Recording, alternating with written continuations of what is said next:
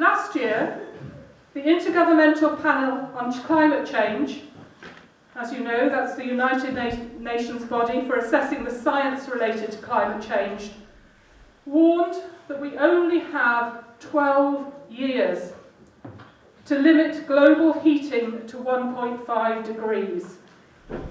But that to even achieve that will require unprecedented policy changes. And I deliberately say changes, not commitments or promises. We need change. And we need them on a scale not seen before. Not to get too technical about it, if we don't manage this, our children and their children are in deep trouble. Now, 12 years is not long, and one of them has already passed. The four men standing in this election are asking you for your vote to represent you in Westminster for the next 5 years. Now, if the next Parliament runs its full course, by the end of it, we're going to be halfway through those 12 years. These candidates are putting themselves forward to be our representatives in Westminster during the critical period for pushing through the kind of drastic policy changes that are needed. And it will not be easy for our next MP, whoever gets elected, even if they're genuinely committed to achieving the policy changes required. There will be pushback, there will be deniers, there will be conflicting priorities, there will be vested interests to overcome, and they may even have to collaborate across political parties.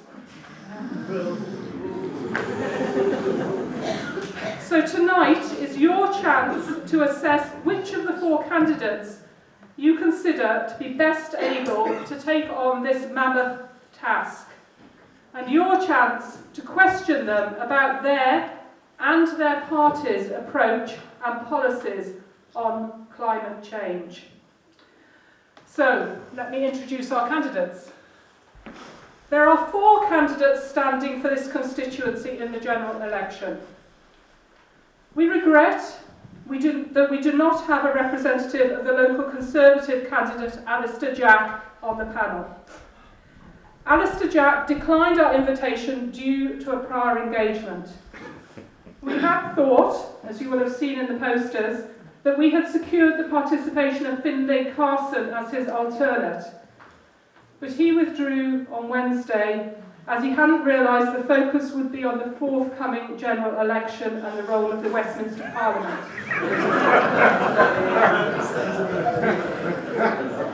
We will be sending Alistair Jack a copy of all the questions asked tonight and inviting him to respond to them. However, we are very pleased that Richard Arkless from the SNP, McNab Laurie from the McNabb, and Thompson from Labour have all agreed to speak tonight, and we very much appreciate that and look forward to hearing what they have to say. We are also extremely pleased that Laura Moody of the Scottish Green Party has agreed to be our chair for the evening. So over to you, Laura.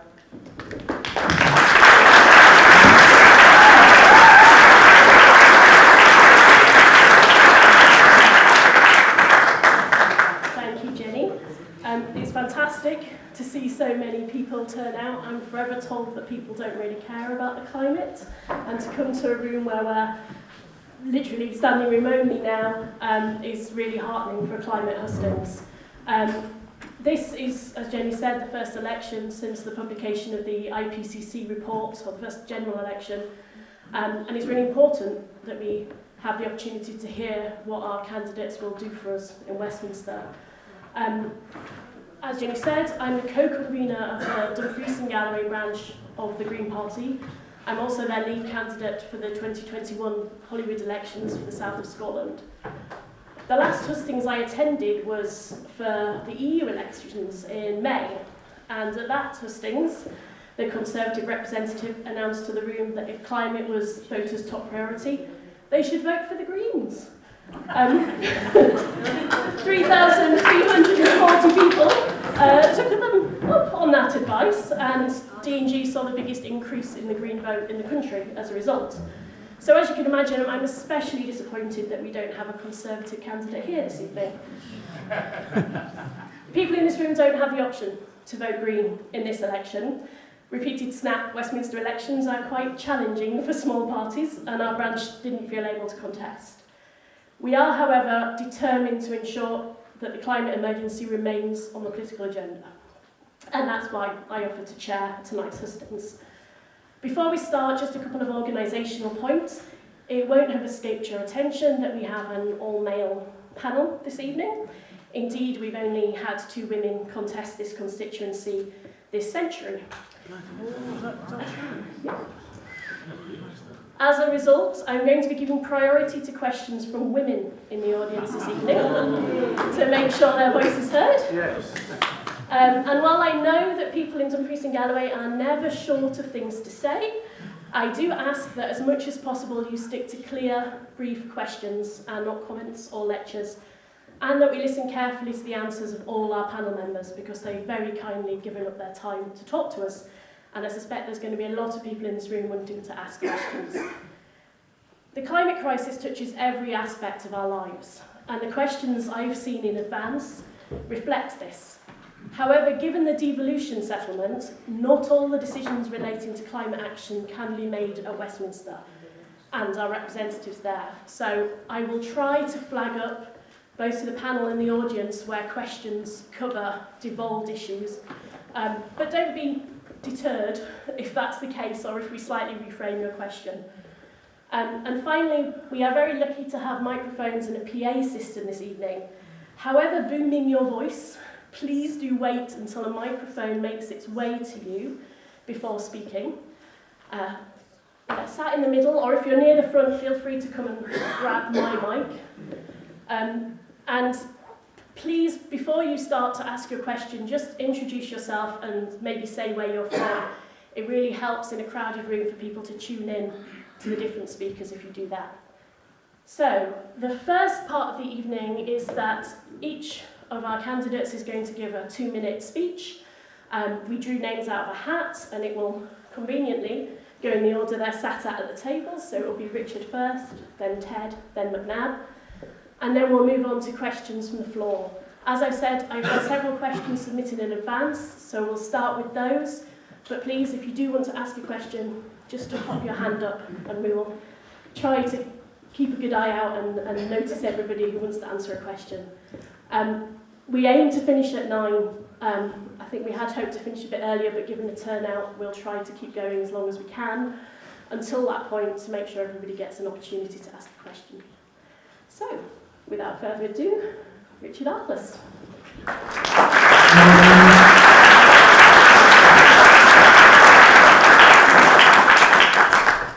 What an incredible turnout. I've done 3 of these campaigns, and I think this is the most packed room I've ever seen at a Hustings for a general election. And I really hope that's an indication of the public consciousness about the climate emergency. And I hope your attendance is an indication about how we all feel about that, and hopefully I can say something more about that as the evening goes on. I noticed there's a few people standing room only. I've got an empty seat here beside me. If anybody was looking for a seat, I was joking. I think for political purposes, I'd like to keep it very, very empty. So look, I'm the first to admit that I didn't get into politics for environmental reasons. I get into politics for constitutional reasons. I believe firmly that Scotland should be an independent country and we could be a richer and fairer society. But the more I have read and learned and consulted over the few weeks, the conclusion seems to be inescapable, that even if it's not what drove you to be here in the first place, it ought to define what we do as politicians over the next generation. I'm not an expert, so if you're thinking about asking me very technical environmental and engineering questions, I might not be able to answer them. But what I can tell you is how I feel, and how I feel after I've read the evidence. I spent 3 hours with the climate change group last night going through what was beyond sobering evidence, and it's just compounded what I've learned over the last few weeks. I believe firmly this is a man-made, or a person-made, but predominantly men, emergency that we face. I think it is an emergency, and I think politicians need to understand exactly what an emergency is. It's wartime. It's rations in wartime, fuel shortages in the 70s, and taking difficult things and absorbing them as a population. And it would be remiss of me not to point out that if we are treating it like an emergency, then why do we not come and face you and speak to you?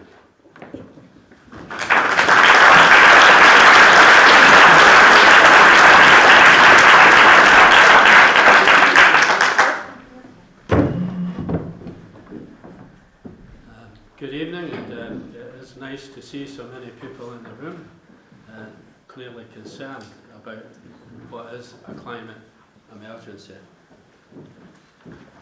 I'm not going to claim that I'm an expert on climate emergency, but I do know that the ice caps are melting. Do you want to hold the mic a bit closer so everybody can hear? Certainly. Thank you for that. Who was it? There you go. Is that better? Deaf person, sorry. And that we now have an increasing frequencies of high temperature and significant weather changes. I accept the view of most leading scientists that an emergency does exist, and I discount the views of the deniers. It's clear to me that drastic action needs to be taken now, not only to reduce CO2 emissions, but to alter the way we regard progress in measuring economic growth, which in the long term is unsustainable. And instead of adopting a different measure which takes into account the effects of consumerism. The capitalist system depends on growth, which in turn results in many of the causes of climate crisis. It allows a winner-take-all, greed-driven attitude that concentrates wealth and power in the hands of the few. The Labour Manifesto acknowledges that climate and environmental emergency and offers solutions to transform our industry, our use of energy, our use of transport, agriculture and our buildings, and while restoring nature. The Green New Deal aims to achieve our emissions reductions in a way that is evidence-based. We will not use the accounting trick of offshoring production, but will take full responsibility for our carbon footprint. We'll upgrade homes to the highest energy efficient standards by using technologies such as heat pumps, solar-powered hot water, and where possible, invest in district heat networks. Labour will build new offshore and onshore wind turbines and install solar panels. To do this, we will also need new nuclear power stations and an expanded national grid. I realise that some people might not like that, but it is something that will be necessary. We'll introduce a windfall tax on oil companies who have knowingly damaged our climate, and that will help to cover the costs. Politicians need to drive this, and to do so, they must tell people the truth of the climate emergency we face and the dangers of doing nothing. We need to change the way we live and work to limit consumerism and leave the next generation with a planet fit to live in. Thank you.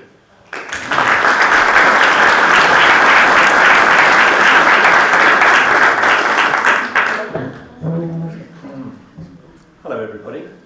My name is McNab, Laurie. I'm standing for the Liberal Democrats. Having heard two people say they're not experts, it's tempting to say I'm the expert here, but I'm not the expert on this subject. I've got some interesting experience.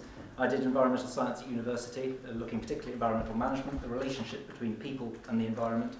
And I think there's a lot in there. There's a lot of science here, there's a lot of psychology. There's a lot in the word climate emergency. Absolutely, we are facing a climate emergency. I've also got some experience working in waste management companies when I've seen the current system that we operate, whether it's a contractual system or the marketplace, is stifling advance in technologies or innovation. I've seen how we can advance faster than we are at the moment. I think a very key point that will live with me for some time is that we are the first generation that understand this climate emergency, and we are the last generation that can actually make a difference and try and address it. So if there's any confusion, it is on us. Okay, we are people in this room. This generation is going to be our children and our grandchildren. It's tempting not to say our grandchildren, probably our children, who will be looking at us to see how we responded to this climate emergency. There's lots of exciting policies in the Lib Dem manifesto. I'm sure they're going to come out in discussion tonight. But I think I wanted just to say there is no single policy or pledge that can address this climate emergency. I think we need to be looking at a change in how we make decisions in this country. I think we need to move from short-term, financially driven decisions to try and incorporate this climate emergency angle into everything that we do. And so, yeah, I look forward to taking questions, and thanks to everyone who organised tonight.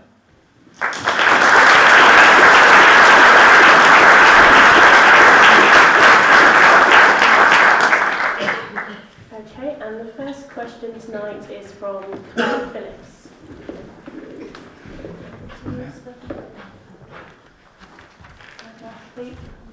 There. Can you hear me? Yes. Given that we're all agreed that there is a climate emergency, what makes each of your current green policies both sufficient and sustainable?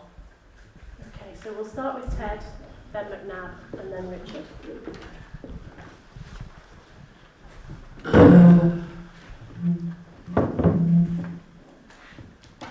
For those of you who don't know, the Labour Party has a manifesto which puts climate change front and foremost of all that it's actually doing. It is a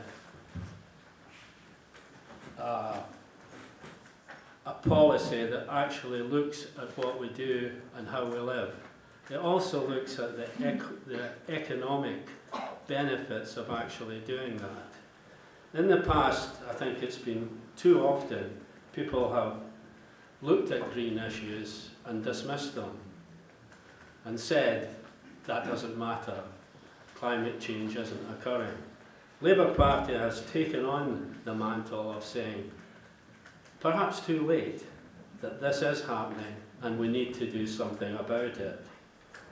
There are many things in the manifesto that actually address this, including things I've already mentioned. I'm not aware of the other parties' stance on it. I know, for example, that the SNP government in Scotland has taken some pledges around that and taken some actions, and I commend them for that. I'm unsure of the Liberal Democrats' policy because they don't actually have produced, I think, a manifesto that I've been able to read. What I can say about Labour is that it is a fully costed one. It will bring jobs. It will change the way that people live. It will actually not rely on economic growth as the driver behind the economy. We will look at different economic models, and there are plenty around. I hope that answers your question.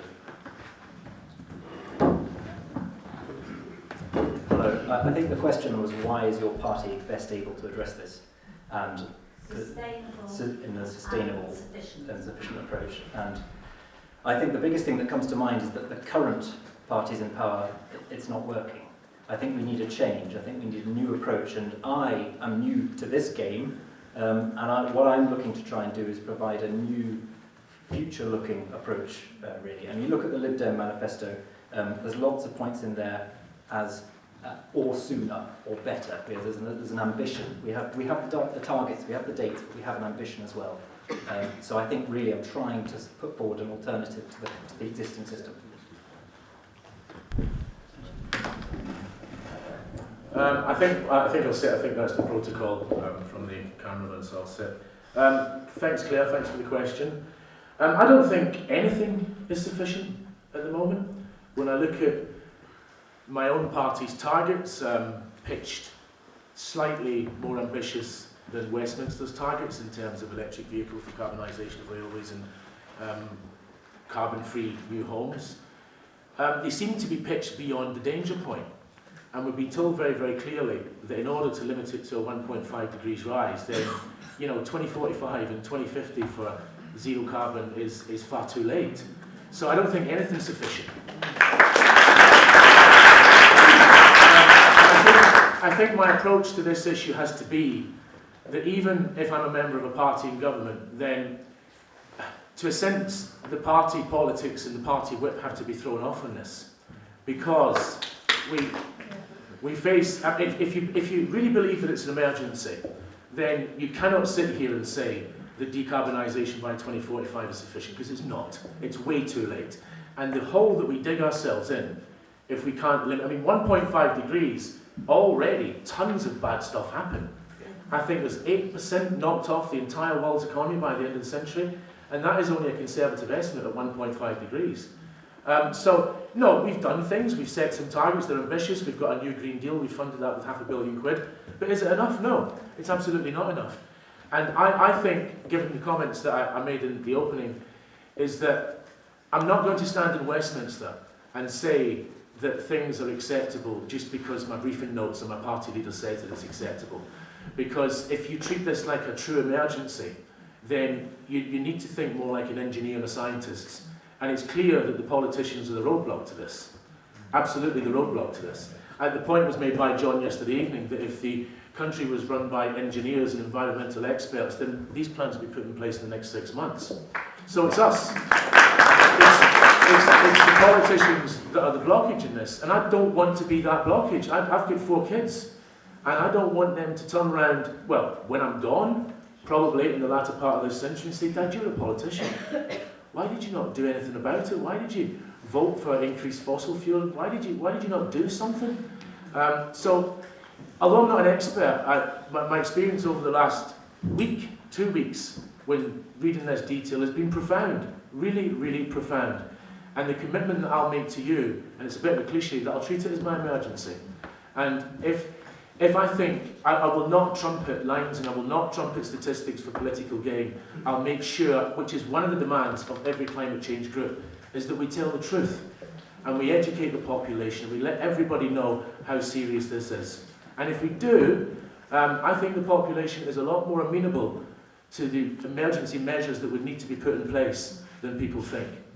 We've reacted in times of emergency and war before, and if we see this as a wartime scenario, then I think we'll take on that challenge. So that's the commitment from me, Claire. I can't sit here and tell you about all of the policies that I would create and all of the things that I think would be a good idea, because I don't have that knowledge yet. I'm learning. I'm here to learn tonight. I'm here to engage. I'm here to learn a lot more. But I'm going to treat this like an emergency, and I've made that decision over the last week, and I don't break my word when I give it.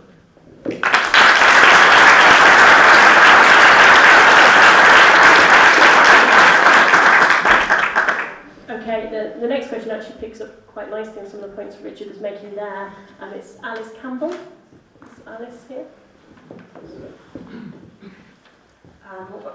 Yes, picking up on the fact that it's going to be a very tough call for any government, I'm wondering how any party would actually get the public on board for what will inevitably be unpopular policies, and how you're going to get the public to see the urgency of changing their lives.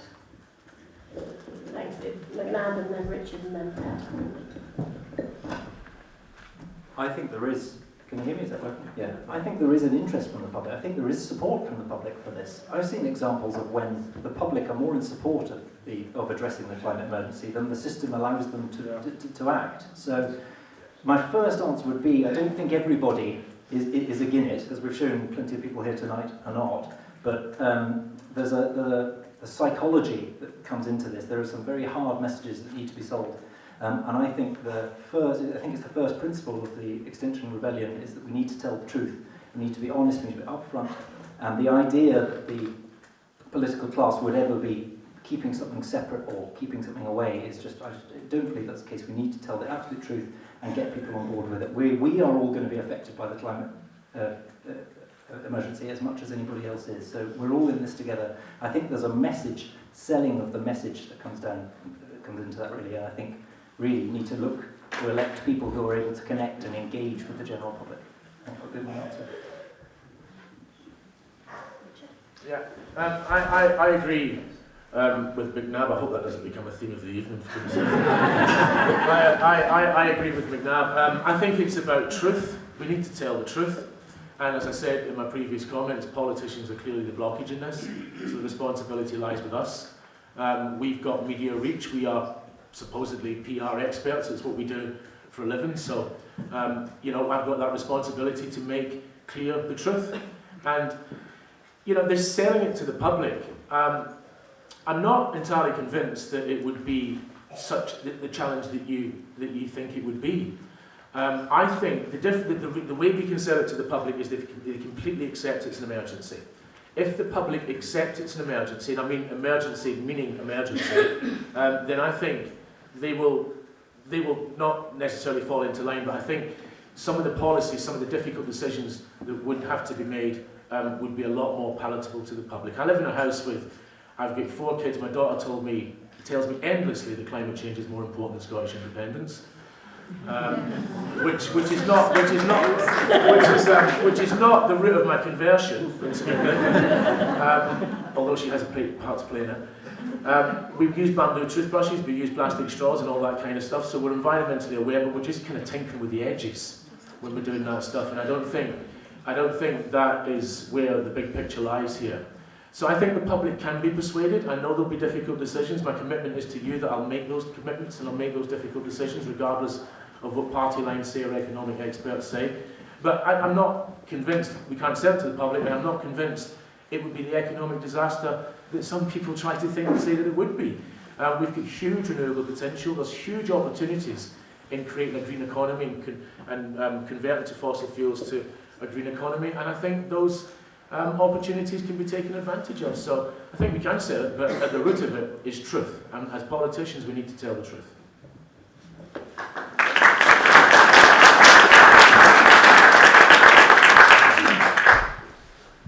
I think you were actually right to say that there will be opposition to it. There are many vested interests out there that don't want this to happen. However, I believe that if we can actually show people that we can actually lead a better life, a more sustainable life, a life that actually includes real jobs and real opportunities for people, then we can actually make them understand it. The essence of it, of course, is telling the truth, not hiding things. Actually telling people, if you don't do this, it's going to be very serious for you. Because the truth is, if we get this climate change, if we don't actually deal with this climate change, then what will happen is that there will be parts of the world, right, that will be devastated, where millions of people will die. And that will actually cause mass migration. These are problems that the world faces. It's a global crisis. It won't be solved in Scotland, in Britain. It needs to be solved throughout the world, and we need to get that message across. We need to have an effective body that actually does that. I don't believe the United Nations actually does that. And we need to get the media on board to actually understand what we're actually saying and what they need to actually promote.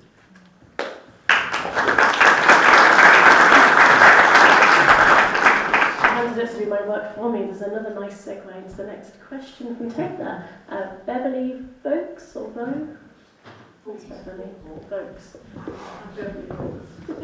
I've been involved in tourism and farming and road costs and things like that all my life, and the arts. Exactly leading on from what Ted has just, can you hear me? Yes. What Ted has just said. We're only a very small island if we look at the whole world, and so the bigger picture is actually the big picture. Given that the rainforest deforestation was the greatest single cause. That was a very serious question, and what we do to actually offset what actually happens in other parts of the world. And it's clear now that the Amazon rainforest is being depopulated, and it's for a reason that they want to actually make money out of it. As a country, Britain has perhaps not the most significant role in dealing with this, but it does have a leading role, and it needs to actually do something to offset what's actually happening there.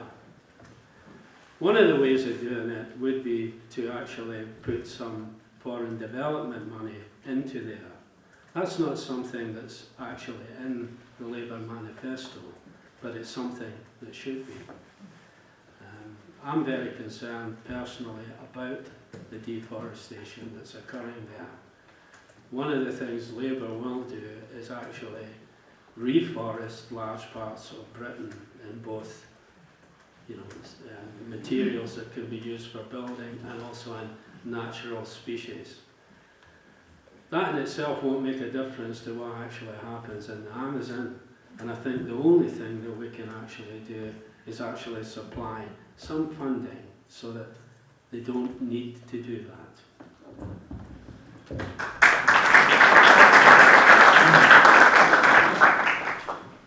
Hello. Having established the other candidates largely agree with me, there are a couple of things that we do disagree on, and this idea of this global challenge and global response.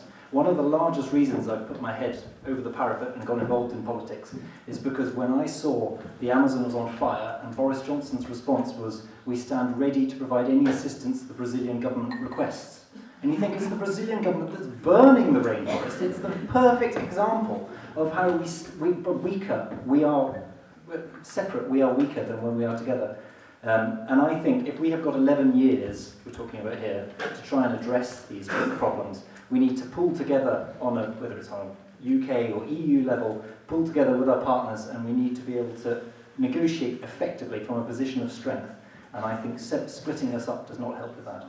So that's in answer to your question of how can we better engage where there are problems such as in the Amazon rainforest. I think we've got to work with our partners, work closely with our partners through existing mechanisms.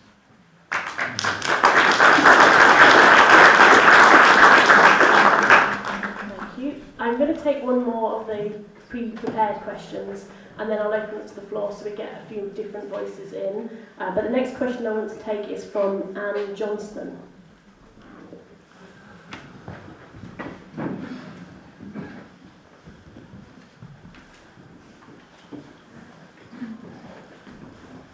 Hello, I'm Anne Thompson. Both the UK and Scotland's targets to reduce emissions rely heavily on the action and leadership by local authorities. Austerity means local authorities are currently struggling to choose between cuts in education, social care and other essential services. What will your party do to help local authorities to meet their climate change targets and duties?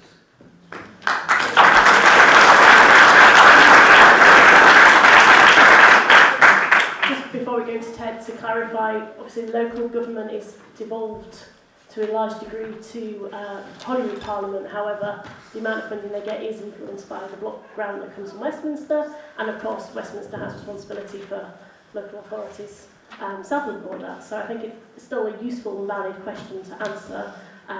We'll do it Ted, McNab and then Richard this time. So Ted, please. As someone who recently was involved in local government, I know the effects of the starvation of funds from central government. I understand the SNP position that if they don't get the funds, they can't pass them on.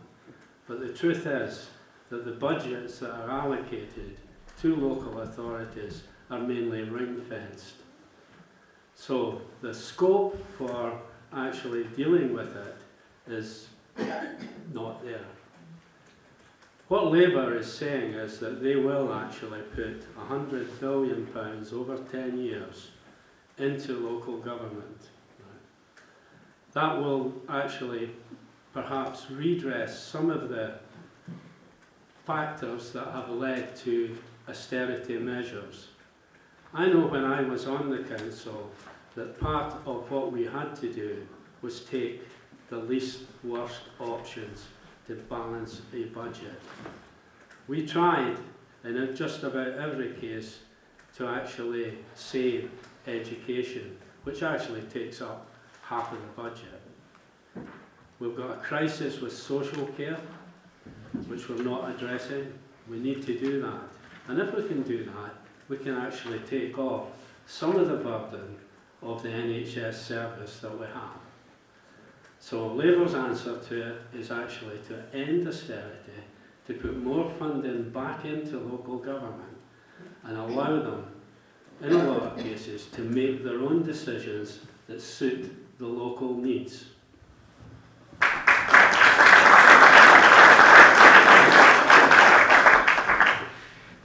I think there's a particular Dumfries and Galloway angle to this as well, which is that the local government, or the council, is obviously the largest employer in the area, has all the multipliers that come from that. And I think that means that the local government is almost more significant to the local economy than it would be in more urban areas. I think the Liberal Democrats have a clear view on localism. Localism works. We try to delegate decision-making to local authorities, local organisations where possible. And I think we'd be trying to.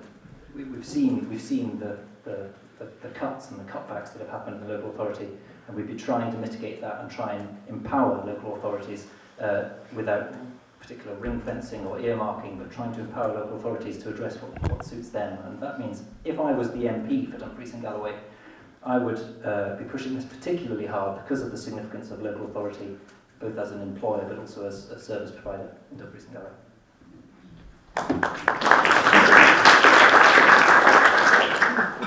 Thanks for your question, Anne.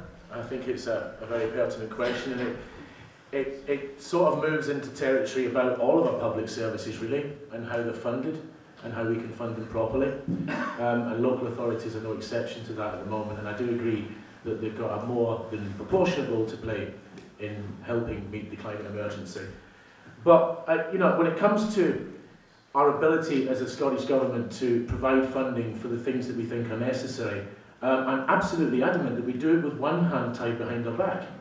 We don't have control of our budget. We receive a fixed block grant every year, which we cannot borrow on. So whereas if you want to invest in your future, you would take a mortgage and buy a house, we don't have that option.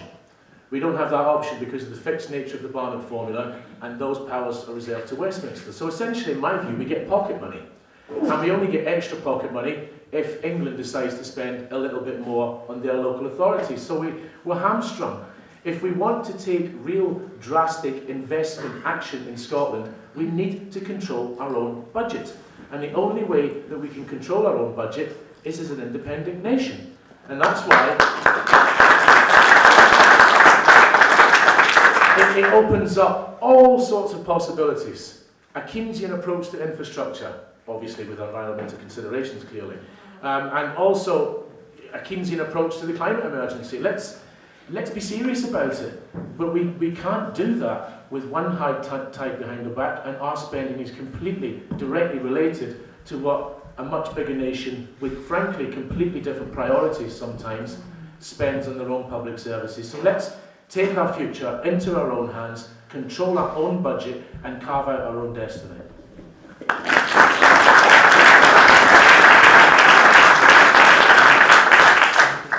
Okay, so can I take some questions from floors? Anybody wishing to ask a question?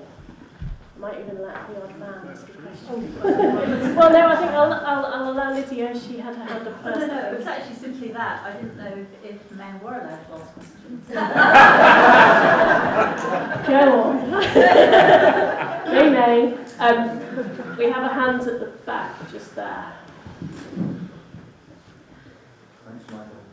I can usually be heard without one of these gadgets, actually. Can you all hear me? Yeah. I'm going to ask a question of the candidates, but before I do, I want to provide a bit of personal grounds about my qualification for asking the question. Can you keep it very brief? I will. I'm a consulting engineer. I've been an environmentalist since the late 60s, which is probably about the time that Greta Thunberg her grandmother was born. I was a member of the Soil Association in 1969. I've had a whole career in engineering the improvement of energy-consuming devices. So these are my credentials, green and engineering science. Now, my question to you all is, have you read, or if not considered reading, the contrary evidence to man-made global warming and its significance? Because my reading, I bought 5 books, and I don't want to buy any more. 2 of them are out on loan. I have the data for the books here, which clearly state that the man-made global warming argument is false. It's false in terms of modelling, and it's false in terms of background data. So, have you read the data? Have you read it, and are you prepared to if not? Thank you. I do think it's important to answer this question because this is a reality. We know, you turn on the TV, you still get the BBC inviting along people who deny the science around man-made climate change. So I think it's important that we address that, because if we're going to tackle this, as we've discussed earlier, we need to get people on side, we need to work together. So we'll start with McNab, then Richard, then Ted. I'm always looking for new reading material, but I do fundamentally think that my mind is made up. This is that we are facing higher levels of carbon dioxide in the air than has been recorded. We're facing, on a rolling 10-year mean of average temperatures, we're looking at an increase here, flashiness of rainfall, the increasing droughts, wildfires. For me, I'm sorry, I would at this position I would disagree with you, and that's where I'm sitting. So I'm afraid I will be pushing to consider this a climate emergency from today going forward. So. I'll give you a list of reading matters.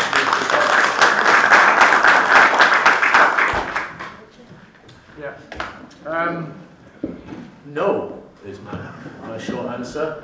Look, your credentials have been well said, sir. My credentials is that I'm a lawyer qualified in 3 different countries, and that teaches you to read evidence carefully, and it teaches you to sift the wheat from the chaff.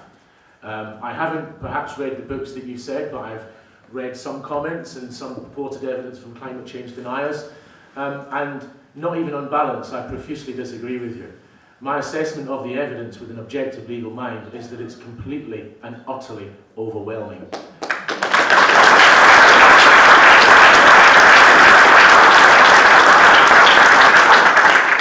I think I'll leave it there, actually.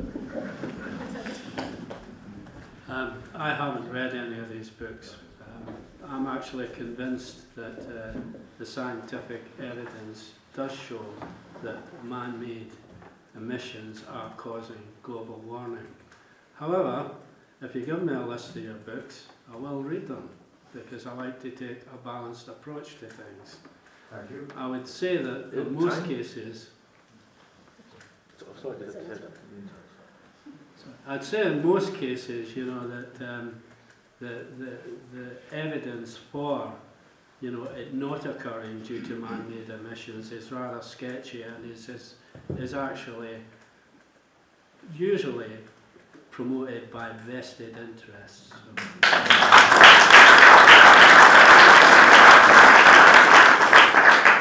Okay, I'll take another question from the floor. Okay, cool. Everybody's eager. Chris. Hi. Hi there. It's quite apt following this gentleman's comments earlier. Last week in the US House of Congress, scientists who worked for Exxon were grilled and admitted and showed their graphs for their predictions from 1977 for both climate change as it stands now and the level of CO2, and they were very accurate, and they admitted to being very good scientists. So they've known, Exxon knew for 30 years, and Exxon also admitted to funding a climate change denial campaign, which has been what we've been dealing with ever since. My question's about oil. In June this year, The Scottish Government funded Baker Hughes Oil and Gas £5 million, £4.9 million to be accurate, to build a new subsea centre in Montrose. Are we going to leave the oil in the ground? That's my question.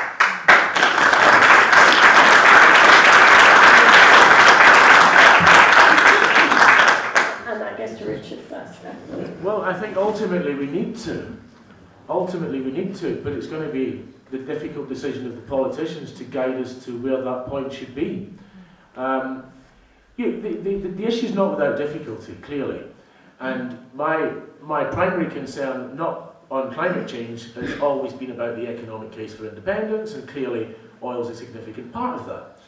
But I don't accept that by leaving the oil in the ground that we weaken that particular case. There's a way that we can make a transition, I fully believe that, and there's a way that we could probably still use natural gas and keep our emissions below zero as we move forward in time. So look, it's a really difficult question, but I don't think we've got any choice. I don't think we've got any choice to make that transition, and we need to stop focusing on perpetuating burning fossil fuels for fairy tales of economic growth, and we need to look at ways of sustaining our standards of living by making that green transition. Do I have the answer to tell you right now? No, I don't have the answer. But I do accept that that transition needs to be made, and it needs to be made quickly.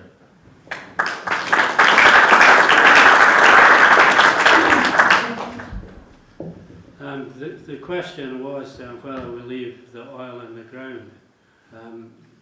Truth is that that's what we need to do. The Labour position is that they won't actually have any fracking. It's something that the Scottish Government has also done. We'll wean ourselves off the reliance on the oil production industry. They are the biggest cause of climate change. There's absolutely no doubt in my mind about that. And they need to be tackled on that issue. So yes, I would leave the oil in the ground.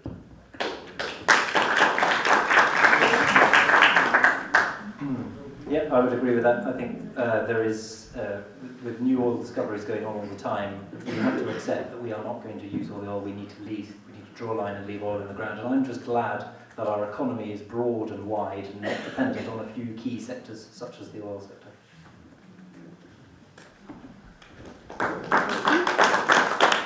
Okay, we've got in the front here with the glasses, thank you. Hello, I'm Susan Woods. My name's Susan Woods. I'm a retired nurse and I'm passionate about the environment. The question I'd like to ask is, the European Union environmental policy and legislation has helped drive improvements in, for example, agriculture, waste, energy and biodiversity.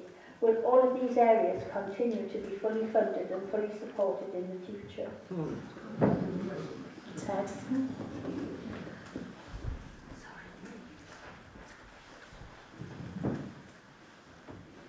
Clearly, in this part of the world, agriculture is one of the main drivers of the economy. I think all political parties have actually said that whatever happens with the European Union question, then these sort of issues will be continued. I do believe, though, that we have a great opportunity in this region to actually show the way. We have lots of land masses. We've got lots of ways of doing things that could show an example to the rest of the country and perhaps even to the rest of the world. So, in answer to your question, will that type of thing continue? I mean, Labour has a policy on research and development for all sorts of aspects dealing with climate change. And yes, that investment will continue.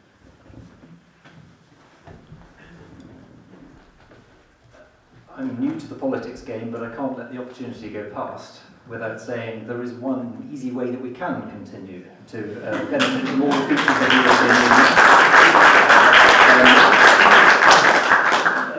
I'm getting better at that. But whatever happens, I think we need to accept that what Scotland has particularly strongly is things the environmental sector, the agriculture sector and things, and we need to be able to make sure that we maintain, whether it be animal welfare, environmental standards and qualities, but I hope it doesn't come to that. Thank you. Thanks, Susan, for your question. I think the reality is that there's nobody it's not in Scotland's hands.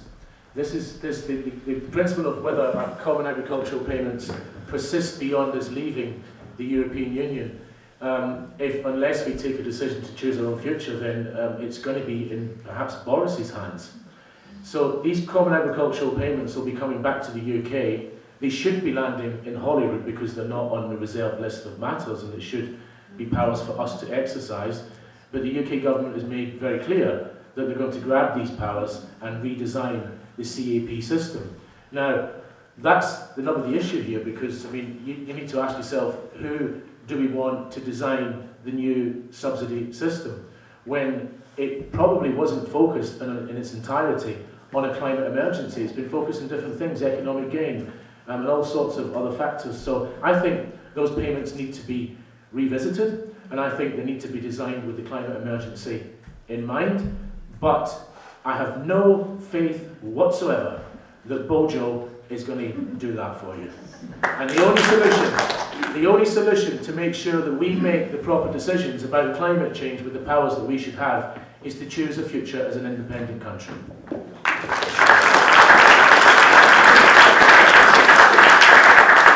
I'm going to take one more from the floor just now and then go back to a couple from there, but we will come back, so keep those questions coming. I'm not really taking one from this side of the room, so I'll take one from Evie. Hey, my name's Evie, I live at Lauriston. Sorry, this might not be very together question. Can you all hear me? Microphone? No, Yeah, microphone. great.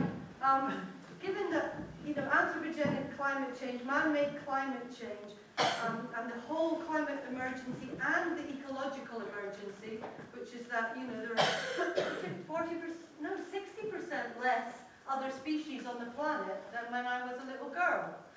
Massive. This is tragic. And it's also what we depend on for our food, the ecosystems around us. And yet we've just been kind of decimating them until they will be about to collapse, or have perhaps already. But the climate change is coming as much from the practices of industrial farming and forestry and deforestation as also emitting CO2 and things from the fossil fuel industry. It's the two things together have made it even worse. So are you in your parties ready to make farming something really different, not industrial, because to educate farmers about how to keep the soil alive, to encourage organic farming, permaculture, regenerative farming? Because there's farmers near where I live who are just digging up the soil, killing every microorganism in it, putting in monocultures for silage. And also I hear that south of Scotland, the Forestry Commission, who is now called something else, Forestry Scotland and Land or something, they're just wanting in the south of Scotland to put in monocultures of Sitka spruce, which is not a way to keep carbon locked in, and it's certainly not a way to put it. So I'm going to condense that as a question about agriculture and forestry. I am going to point out that those are devolved issues. However, I'm aware that with Brexit coming, some of those, there is quite a lot of grey area going on about how devolved they're going to be and how much of those powers are going to go back to Westminster. So bearing in mind a lot of decisions on that are not going to be made at Westminster, I'd still like to put this question to the panel, that there might be a limit to what they're able to do or to promise. So we'll start with McNab and then Richard and then Ted. I think the Liberal Democrats are well set up to try and address this problem. We're talking about saving nature in the countryside, an absolute core part of our new manifesto, and we're looking the climate emergency sometimes can get hyper-focused on this CO2 issue, but there are a whole range, and getting into broader questions like wellness and equality and things that's tied into the sustainability goals. I haven't mentioned the UN Sustainable Development Goals. There are 17 of them. Please don't ask me what the 17 are. I can't get that off the top of my head. But the UN Sustainable Development Goals are the first time that, as on a global basis, we've tried to address this issue of sustainable development. All ties in nicely with this 2030 target as well. Everything is pointing in the right direction. But a key part of the UN Sustainable Development Goals is looking at how we approach agriculture. We can feed the world. We just need to do it in perhaps a slightly cleverer, targeted way to acknowledge the impact on things like soil structure and the sustainability of our approach. So I'm absolutely very, very interested in this topic.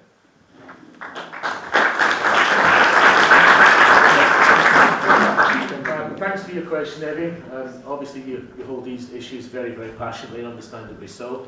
But, I'm on a journey with this, a journey of knowledge as well. And I don't pretend to properly understand all the points that you just made. But one thing that has become clear to me over the last 2 or 3 weeks, and particularly yesterday evening, is the principle that we are destroying the organic matter in our soil.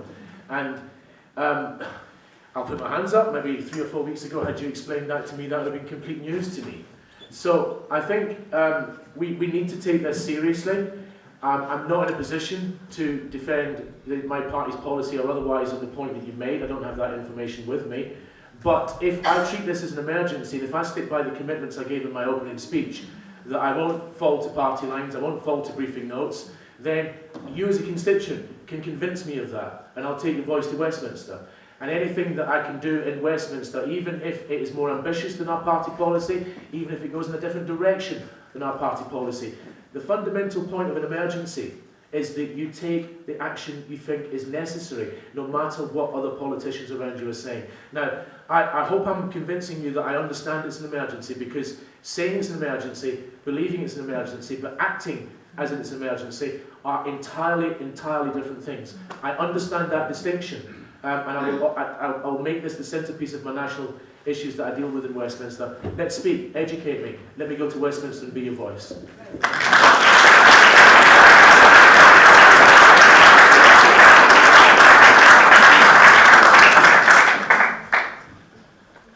Again, I'm absolutely no expert on agriculture, but I do know that the use of pesticides and fertilisers, has an effect on the soil. I think we need to take a different approach to how we actually grow food. We need to do it in a way that is sustainable. It probably means that we need to have possibly smaller farm units who are devoted. Because where you get large tracts of land, then you get industrialisation, and that can cause damage. I don't pretend to know any of the answers to that, but I do know that when you see smaller units, they generally produce higher quality products.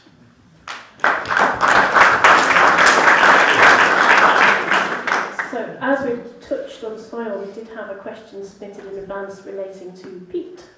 And handily, I think Mike with the mic is perhaps the best position. No, I wasn't the peat. It was Denise who raised the question. Is Denise here?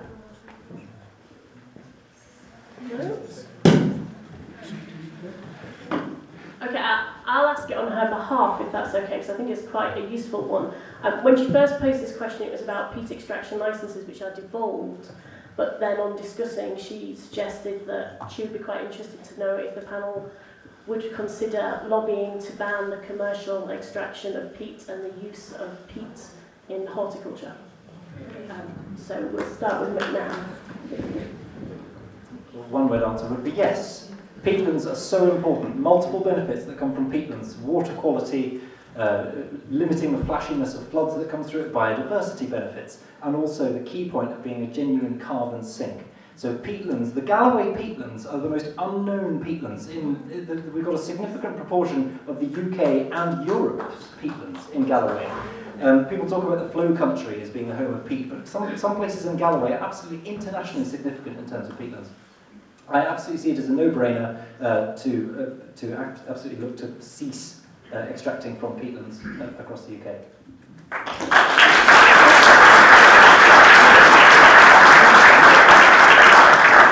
I mean, without the risk of sounding like a broken record about my expertise in this matter, for me, whether or not I would take that course of action would purely depend on A, whether I subscribe to the view that it will understand the issue, and if it was clear to me, as it seems to be from the reaction of the audience and what people say, that taking that policy direction would help in the climate emergency, then, I'm sorry, but 1 + 1 = 2.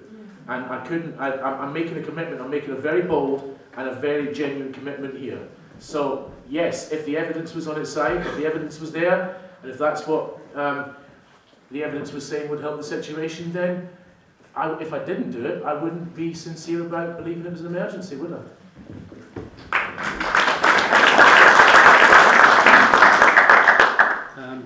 I'd have no hesitation in actually banning peat extraction, mainly for the reasons that McNabb has already given.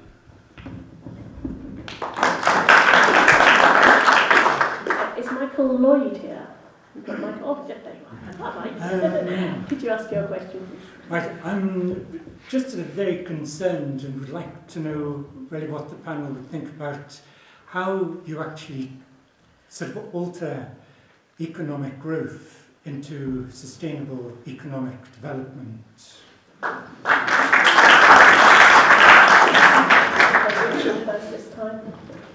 Well, on the subject of economic growth more generally, I'm a social democrat, and I believe in two things that should run side by side, and that is a growing economy and a fair society. I don't think you can have economic growth of 3 or 4% and claim that your country's growing when you have 20-25% kids living in poverty. It's a shallow, hollow figure, and I think our fixation on gross domestic product and our drive towards that economic growth, I see sometimes too much of leaving citizens by the side and leaving the needy by the side. I don't agree that we should pursue economic growth in that respect. How it becomes sustainable? Again, at the risk of sounding like a broken record, I think we have an opportunity. Well, fossil fuels clearly aren't sustainable. The carbon-based economy at the moment we have clearly isn't sustainable. We need to find a way to transition into a green economy. We need to find a way to do that. So I would be very, very supportive of any measures that could get us to that point. I fully accept that we need a more sustainable economy, and I don't subscribe to the theory that we pursue economic growth, we trumpet 3 or 4% economic growth, and we kid everybody on that things are okay when they're not.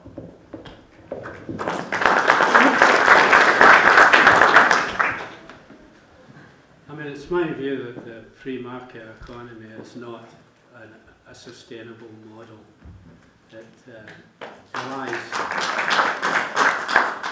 It relies wholly on, made-up figures, on getting people into financial debt and organisations into debt.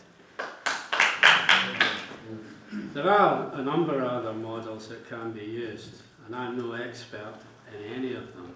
I've always thought of economics as a bit like smoke and mirrors, and to a certain extent that is the way that a free market economy works. There are other models. One of them is the donut type model, which actually takes into account what effects things have. It has a circular organisation to it, which actually looks at the effects of what we actually do.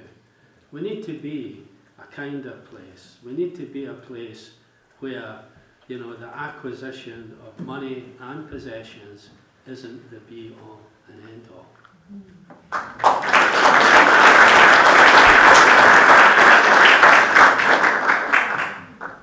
I saw you can fly from Glasgow Prestwick to Magaluf for £19. That is not sustainable economic growth. Why is it cheaper to fly to Spain than it is to take the train to Sheffield? I mean, I'm not equating the two necessarily, but the principle is the same. We need to look at how, I'm very interested in taxes with this. I'm very interested in how one of the main levers a government has is through tax. And why does it matter where a company is technically headquartered as to how much tax they pay and how much they contribute to the society that they operate in? So it really comes back to this point of looking at the broader sustainable development rather than simply, as mentioned before, end of year balance sheets and things. So I think that's something I'm trying to bring as a new set of eyes to this, to say, are we actually honestly encouraging sustainable economic development with the systems that we have in place at the moment?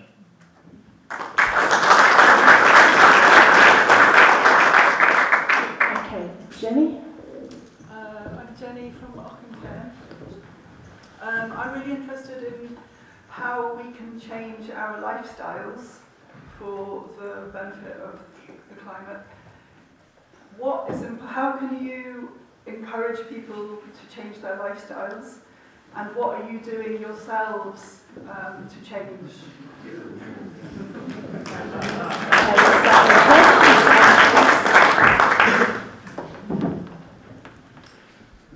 What am I doing myself to actually promote a different kind of lifestyle? Well, I probably buy stuff that is second hand. Okay, I've got a number of items in my house which were bought second hand. My wife often goes out and buys me shirts from charity shops. Okay, this isn't what I'm wearing, by the way. And I have no problem with that.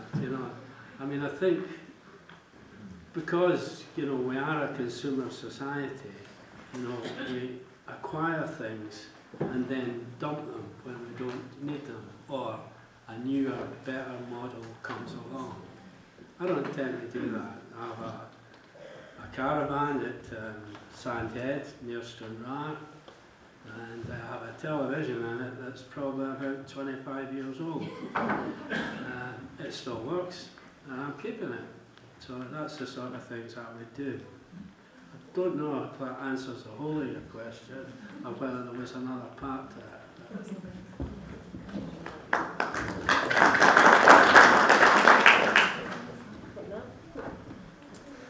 I'm not going to list all the things. People who know me will know that I go on about, oh, you shouldn't eat this, you can't eat that, that's not in season. I haven't eaten a tiger prawn for 8 years, which I'm quite proud of. But it's really, how can we encourage, I just want to give just a little snapshot of an experience I had when I was working down in Birmingham. The company I was working for introduced a new composter, and they were saying, right, we're going to take household vegetable matter from the houses and we're going to compost it. So for 6 months they went through everyone's black bin bags and picked out how much compost there would be for the machine. And they said, right, we'll buy the machine this large, and therefore we'll introduce small plastic bins for everyone to put their waste food in. But then of course when you introduce the bins into people's houses, they start saying, we're throwing a lot of food away, why? We should change how we eat, we should be changing our portion size, or maybe we should be trying to use that food. And therefore the machine was never run because people self-regulated. And I think there's a really interesting point in here about the psychology of how people respond to a climate emergency. And I think we get the impression it's all got to be stick, it's got to be hit them with this and point them this way. People self-regulate to an extent. We just need to be clever with how we encourage people to respond. And so on a personal level, there's a whole range of things which I could maybe go on at length afterwards. But I still believe that we should be trying to make use of people's wish to conform, people's wish to help. I think that is one of the great aces that we have in this climate emergency.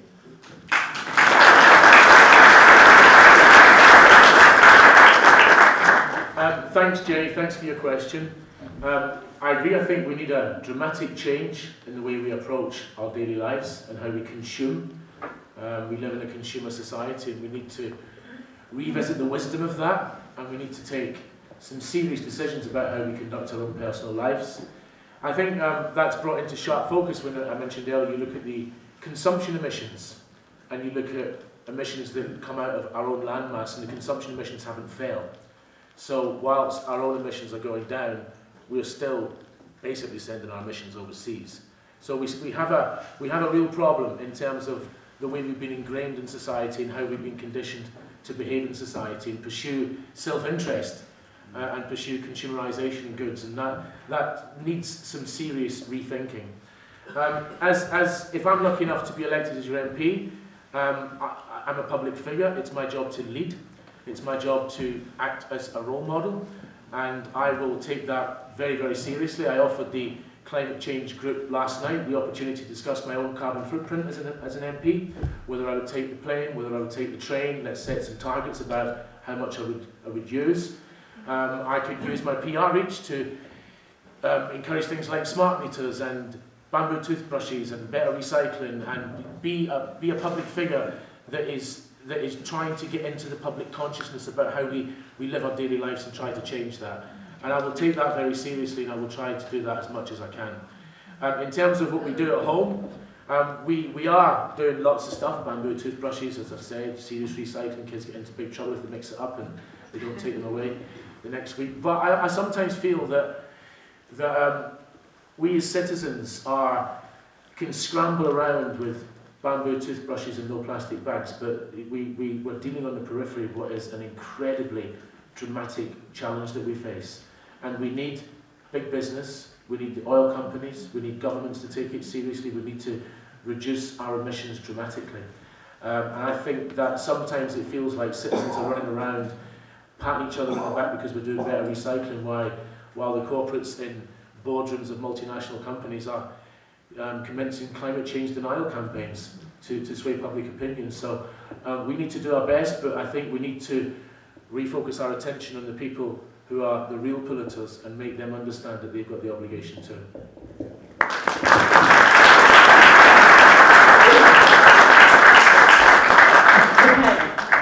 Okay, over here first, and then I have seen other hands up repeatedly, so I will come to those later.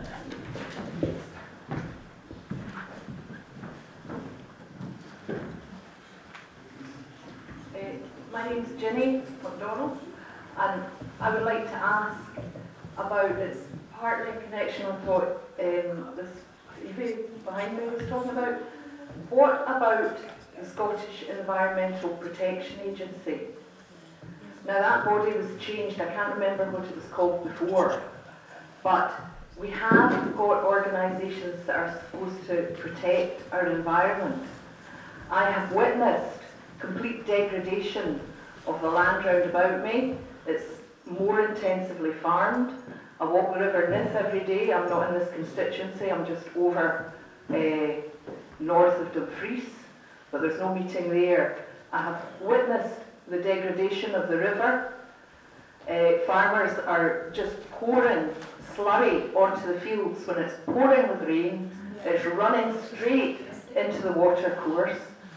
The pipes can have bursts in them. If you tell them it's running into the burn, nothing is done. Relations, more monitoring, people are going to get more and more concerned, so we need to have a think about how we're going to go about doing that, get people on side and fund it. So I'll allow it to be asked, and it's up to the panel how they choose to respond. We'll start with McNab. Thank you for coming to me first on this question.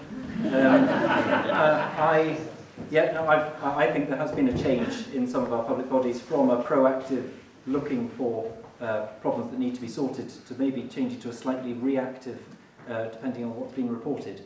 And I think a lot of that comes down to funding, obviously, and the resources that are available. I'm pretty sure SEPA's had a reduced budget over recent years, certainly been losing staff. And I think an organisation like SEPA, you don't miss it until it's gone, I suppose, really is the best way to describe it. And so, no, I'm absolutely aware of the challenges they're facing, and this is something I would be looking to support, give some backbone to our regulators to be able to take on polluters and persistent offenders.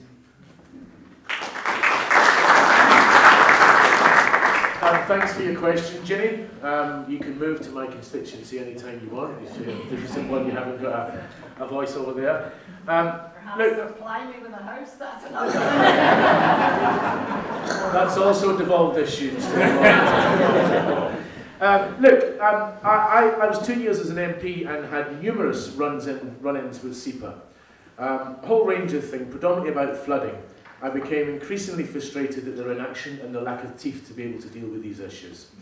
However, what I would say is that if we've crossed the line from being a reactive society when it comes to these environmental matters, and we are truly treating it like an emergency, then all of these regulators need to be completely revisited, and they need to be redesigned, and they need to have the climate emergency front and centre of the thinking. And if we do that, if you use as the objective that we are in a climate emergency, and it will be that regulator's job to make sure we're doing the things to take us out of that emergency and save the planet, then SEPA wouldn't look like what it looks like at the moment. So I think we need to if we accept this as an emergency, then all bets are off. All regulators are up for revisiting. And I don't see that anything that was conceived for a purpose before we realised how much of an emergency this is could ever be deemed as fit for purpose in the current context. So we need to revisit it all. Do I have the answers what it should look like? No. But I'll be happy to shout on your behalf. Well, not on your behalf, on the rest of you.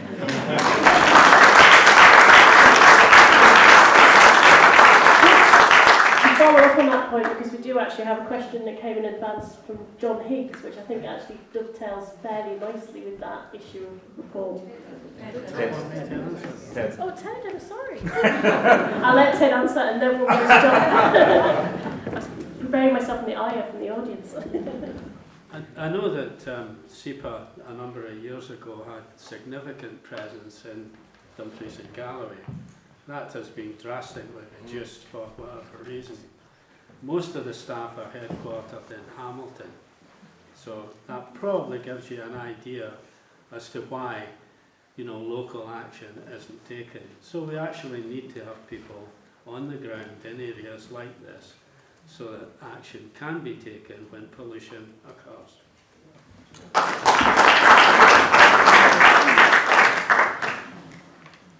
I just observed that in 2008, under the Labour government created a new ministry with responsibility for energy and climate change. It was DEC, the Department of Energy and Climate Change. And in charge of that was a technical supremo. That body was responsible for most of the sustainable energy initiatives that the current government now takes credit for. In 2014, it was disbanded and no longer exists. So the question is, if you are in power, would you be prepared to stand up and put forward a motion seeking the re-establishment of DEC or an equivalent, and that body should be led by a technical expert?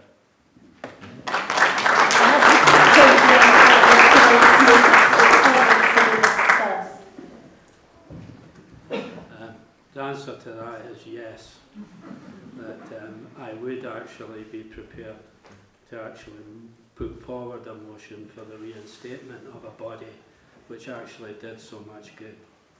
It was absolutely tragic that it was in fact disbanded. It's an organisation that needs to be led by a technical expert. It needs the backing of politicians for it to happen, but it does need to be led by someone who knows how to create sustainability.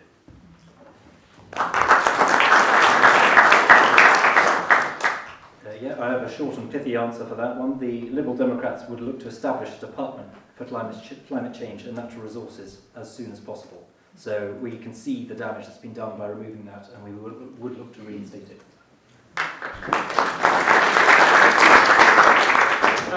John, the answer is yes. Absolutely, the answer is yes. Although I would like to perhaps explore with you more ambitious proposals. So I don't think we should stand still on it. I agree that if there is a UK government body designed to deal with the climate emergency, then you best keep politicians well away from leading it. I'm a fully paid up member of that principle. So yes, but obviously, you're asking me whether I put a motion down to create one specific department. In principle, yes, but let's discuss if we could make it more ambitious. Let's discuss if we can come up with something even more innovative and more designed to meet the emergency that we face. I would be very willing to have that. But I hate to labour the point, but it's not. It looks like. I mean, obviously, we have to wait until the votes are cast on the 12th, but it looks like, according to current polls, that we're going to get Boris Johnson again. And much as I would love to, I don't think I'm going to be able to persuade him to move from the position that he's in. So I think, as an individual MP, what my challenge would be is based around truth. And it's based around trying to network and speak to as many opposition MPs as possible, as many Conservative MPs as possible, be on all sorts of all-party parliamentary groups, convene events so we can invite these people to come and hear the evidence, and work my way through the parliamentary numbers in that respect. So, there's lots of things that we can do, and I would be willing, in principle, to do that. But let's discuss, because I think there's more that we can do.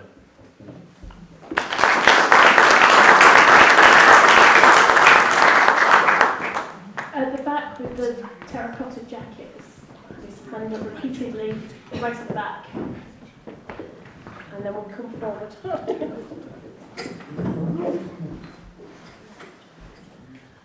Hello, is that working? Yes. My name is Scott Johnson. I live in Wigtown. I'm a Norwegian citizen who was born in Scotland and will have to apply to the British government to be allowed to stay in the country of my birth. My question is this: how are the various parties going to ensure that those who make the greatest contribution to climate change pay the most, rather than having the many bear the brunt, so that those most responsible for climate change don't have to?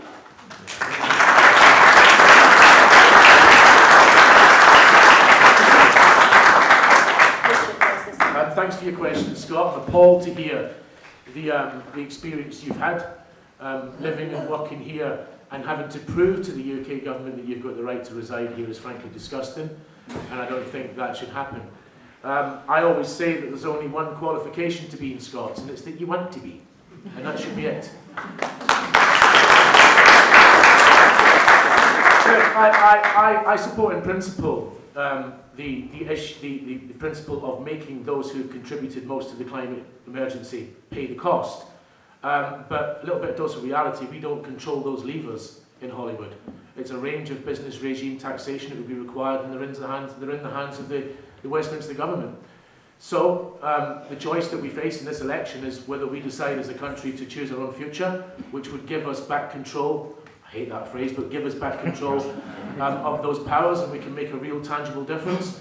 Or we absolve ourselves of all responsibility. We put those powers into the hands of Boris Johnson and cross our fingers. I know which one I would choose, and I would choose our own future in our own hands.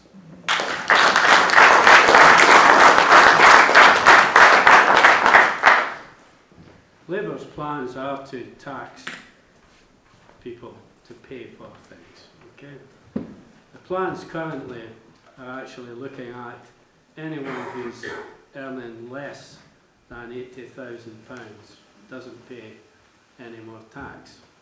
So we will tax the rich, but we'll also go after the organisations that don't pay their taxes. Right? We will go for Amazon. We will go for Facebook. We will go for people who make money in this country, right, and don't pay their taxes. We will close the tax loopholes to do that. It will be a very, very hard task to do, because there are a number of vested interests that don't want that to happen. But that is Labour's policy.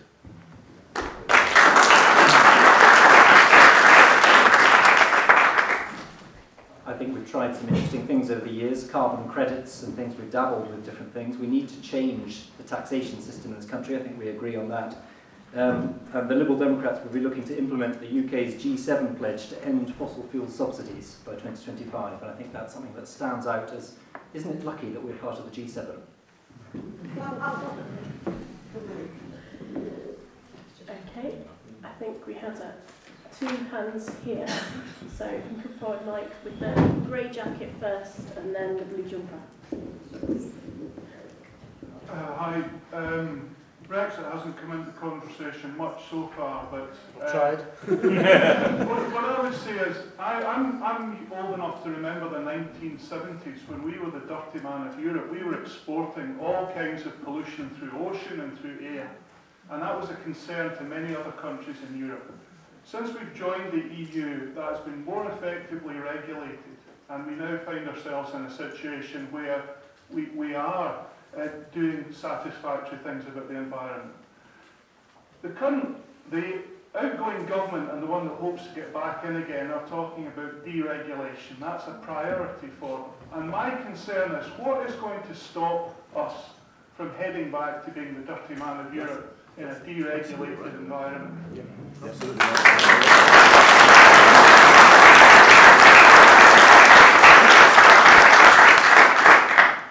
First of all, I agree with you with the benefits of being a member of the European Union, where Britain is a big voice. Outside of the EU, we won't be quite as big a voice, and that's regrettable. Just to let you know, my credentials are I'm a Remainer for the EU, and I'm also a Remainer for being part of the United Kingdom. I believe that when we're together, we're much stronger. The way to actually stop deregulation happening is to actually vote for Labour, because if you vote for the Conservatives, then you will get that, because they are in the hands of the rich and the powerful, right? And you can see that just from the way they actually attract their funding. You know, they can outspend any political party in doing that. So the way to actually stop it is to vote, and vote properly to stop it.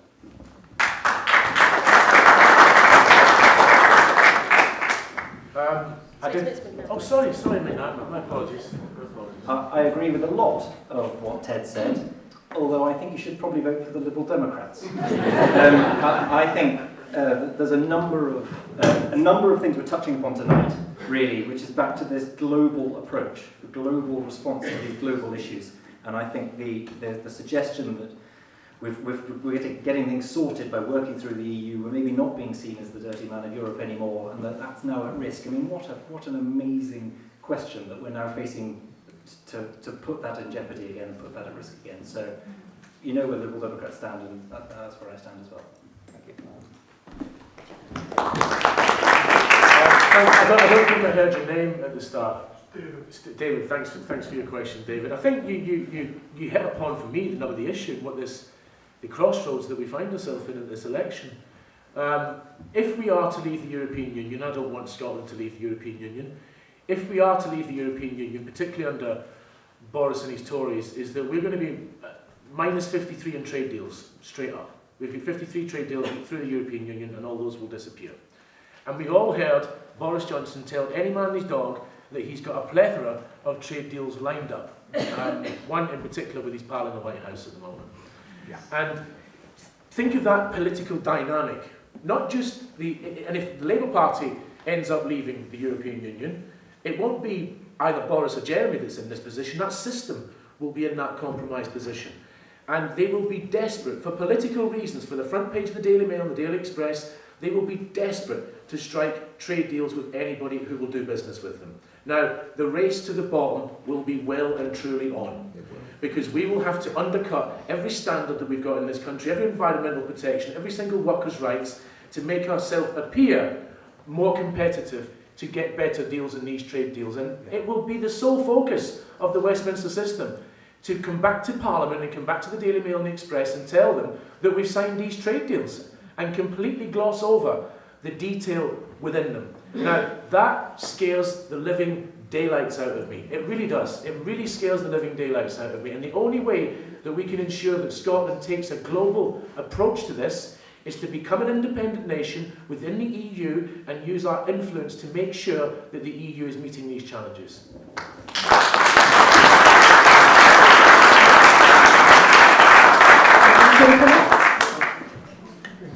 I'll grab the nearest one, if I may. Prevalent champion, Scottish rural action. Tuesday this week, I did something that normally wouldn't quite be in character. I've been a critic of Scottish enterprise for 35 years, and so it's out of touch and just keeps on supporting the wrong things or not supporting the ones it should. So I went along to an event that I've been invited to in Glasgow at Caledonia University. The person who led this event was a certain Martin Valenti, the head of climate enterprise at Scottish Enterprise. Totally different from any SE meeting I've ever been at. It was inspirational. There were dozens of people making 3-minute pitches for the sort of businesses that are going to be the base for the type of economics, the well-being economics of the future, that are using our renewable energy to the full to enable green businesses, small businesses, communities, everything to transition in the sort of way. It was an absolutely amazing event. Now, it's left me with a particular worry, and this is the non-devolved bit that is so pertinent to Westminster. This is the question I would have wanted to ask Alistair, Jack, but of course I can ask both of yourselves as well here.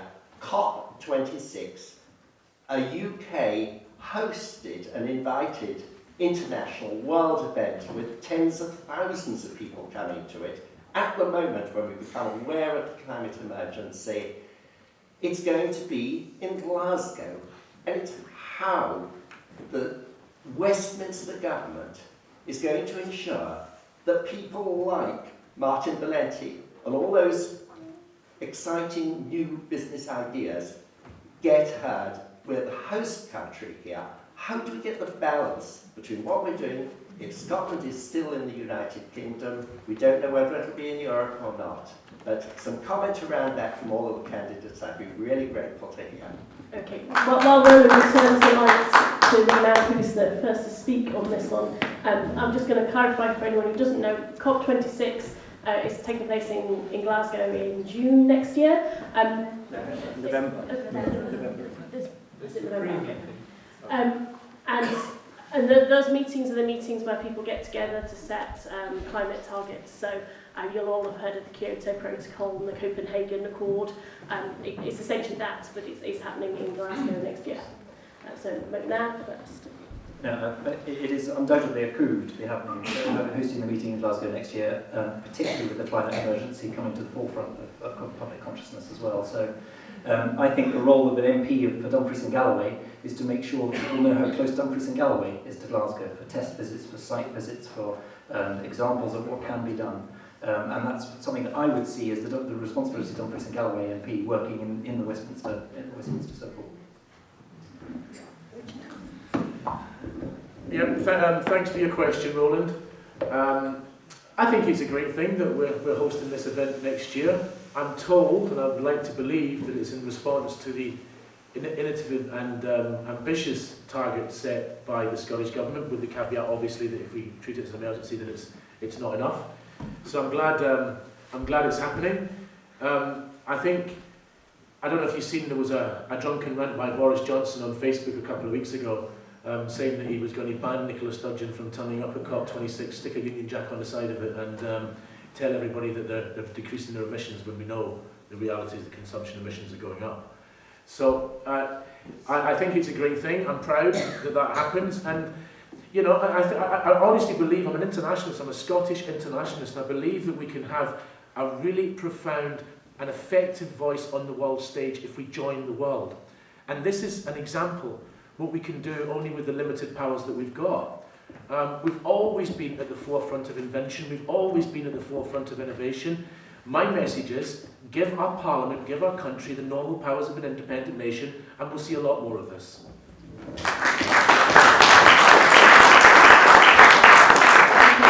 We are running low on time, so I think we've got Ted to go, but I'm just going to say, for the next question, I'll take several questions at once and let the panel pick and mix, so just get thinking on questions while Ted answers. I was aware that this event was happening next year. You mentioned in your question, which was rather lengthy, I have to say. You know, would we still be in the UK and would we still be in Europe? Well, the choice is yours for that, yeah. It's unlikely that we'll be out of the UK by November of next year. So that perhaps answers that part of your question. And as for the other part, it really depends what happens in this election. Because at the end of this election, there'll either be a Conservative government or a Labour government, right? The SNP can't form a government because of the arithmetic around it, and they also are a party who want to leave Westminster. The Liberal Democrats won't form a government. So the choice is about remaining or not in the UK is what you vote. So think on that when you cast your vote in the ballot box. Okay, so the two questions I've still got on my list are from Richard and Susan Eagles. So if they're ready to ask, that would be great. And one more from the audience for now. Marion, over there.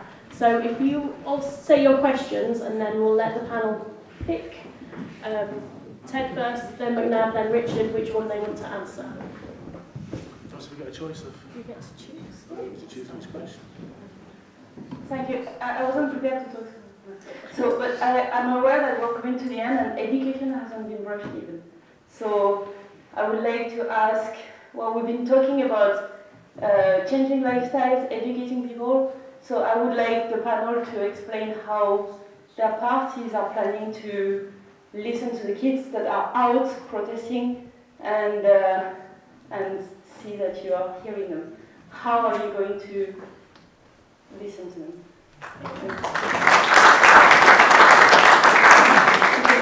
Richard Eagles?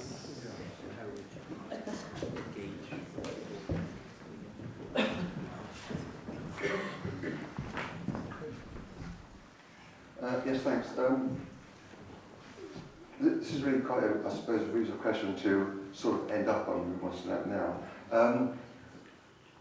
We obviously you're only as candidates here tonight, and of course, obviously, haven't got a Conservative candidate as well. But because you're just the candidates, can you be held to account for anything you said tonight, or is this evening really just a window dressing exercise? Do we have Susan as well? I think Susan asked a question earlier. Okay, we'll take one. Oh, the gentleman in the green jumper has been waiting patiently for a while. You probably think that you've answered this question before, but you were talking about emergency. Why has it taken 40 years before it's become an emergency?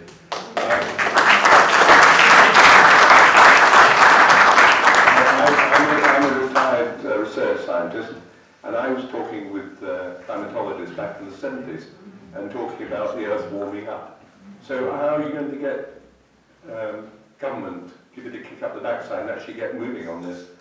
You know, it's got to be something absolutely drastic. So talk about emergency, how are you going to actually act on that emergency and get things moving? For the benefit of the panel, can you just check your name for the benefit? John Craig, sorry. John, great. Okay, so we'll have Ted, then McNab, then Richard. You can choose one question or you can answer all of them, whatever you're happy with. I'll take the second question, which was asked by the gentleman over there. Like, how can candidates be held to account? Well, the truth is, they can't. All right. So that's a very, very short answer. In terms of, how I think the question was how we would engage young people in the effects of climate change. Well, actually, they are asking the government to react. So how are the government reacting? Just show us the measures in place, or which are going to be in place. I think it's more, the children are making it very clear how they feel, so how are Parliament and politicians reacting to them? Well, I think we've seen some evidence, led by Greta Thunberg, in terms of young people making their voice heard. How can that be done more? How should government react to it? Well, governments have reacted to it, some of them very badly, including the USA. But I think we are taking it seriously here. We won't actually make the big difference that the world needs, but we can lead the way in that, and we can do that by educating people on how climate change is occurring and what we can do to stop it. The third question was, I think, about why are we just doing this now when 40 years ago, there was evidence of this happening. I can't possibly answer that. I didn't know 40 years ago, and I'm old enough to remember 40 years ago, that there was any thought of climate change occurring. So we were clouded in mystery at that point. The scientific world probably didn't make his voice loud enough for people to hear.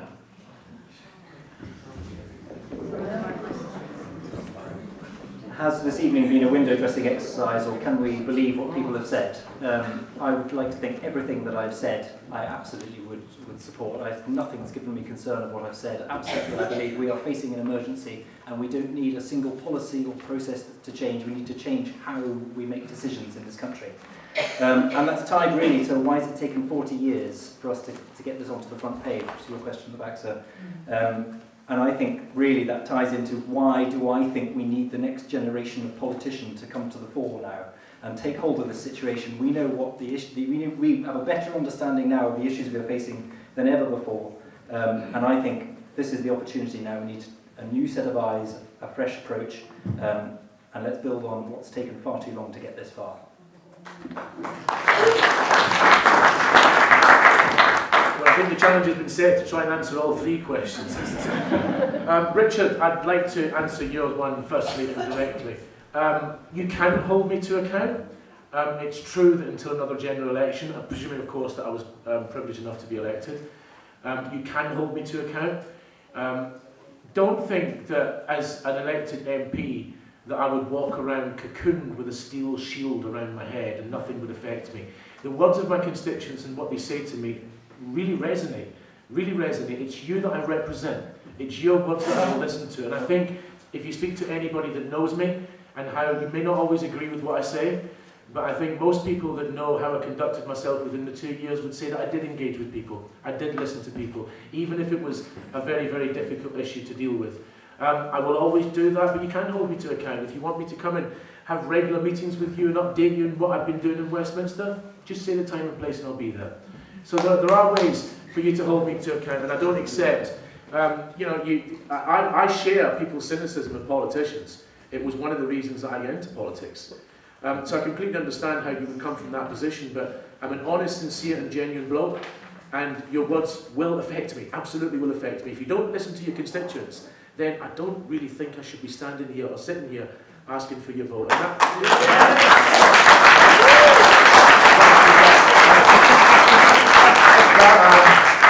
that should apply to all of us. And look, I really hope that I've came here tonight with perhaps not the most technical expert knowledge. I'm willing to listen, I'm willing to learn, I'm here to front up, I'm here to speak to you.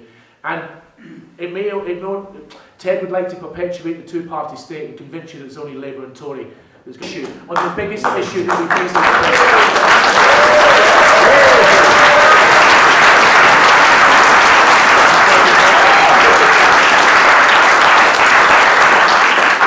So please, if you feel like that, lend me your vote. Vote for an MP that's going to represent you, that's going to stick up for you, that's going to listen to everybody that's here, and don't vote for Absent Jack. Okay. I'm not quite sure that could answer the question. However, we are almost at 9 o'clock. We were going to give all the candidates a minute to sum up. I'm going to count that as Richard's minute. But we will allow Ted and McNab to also get their minute to sum up and make a pitch for your votes in a couple of weeks. Ted first. What you should actually look at in this election is who's offering the best policies. What I'd urge you to do is to actually look at Labour's transformative manifesto. It's exciting, it's big, it's changing the way people think. It will lead to a better society. The truth is, as I've said before, that at the end of this period, there will be a Conservative government or a Labour government. It's your choice. You have to make it. If you choose a Conservative government, then hell mend you.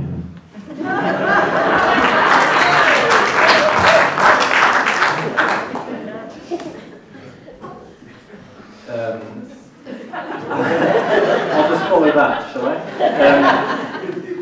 I actually disagree with a number of things that have just been said. I don't believe that Richard is the only person that can stop the Tories. At this moment, we all have 0 votes. We're all sitting here in front of you with 0 votes. If we don't change, as Dumfries and Galloway, how we vote, then nothing is going to change. We've been through we had Labour, we've had SNP, we've had Conservative. The phrase, "you've had the rest, now try the best," comes to mind. However you vote on the 12th of December, don't vote to stop somebody else. Don't vote to stop, to try and be the anti to something else. Vote for who you want to win. Vote for who agrees with you on the biggest principles facing this country. We've just agreed, all of us have agreed, that we're facing a climate emergency and we have maybe 11 years to address it, which is a very precise figure. We have 11 years to address it. Let's not waste the vast majority of that time on grand constitutional questions when someone could actually be governing this country and addressing the climate emergency that we face. So thank you.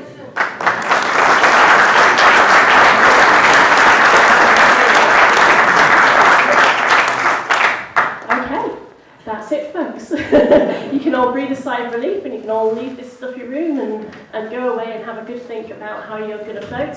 It's not too late to register to vote. If you're not sure you're on the electoral register, do check. You have until Tuesday, and you can also register for a postal vote or a proxy vote if you're not going to be here to vote. Do vote. It's your only chance to make your voice heard. And with that, I'm just going to say that there is a showing of David Attenborough's film Climate Change the Facts in here a week today, same time, 7 till 9. You can bring food to share. I'm sure there'll be lots of food around because in my experience, green groups, climate groups always have food.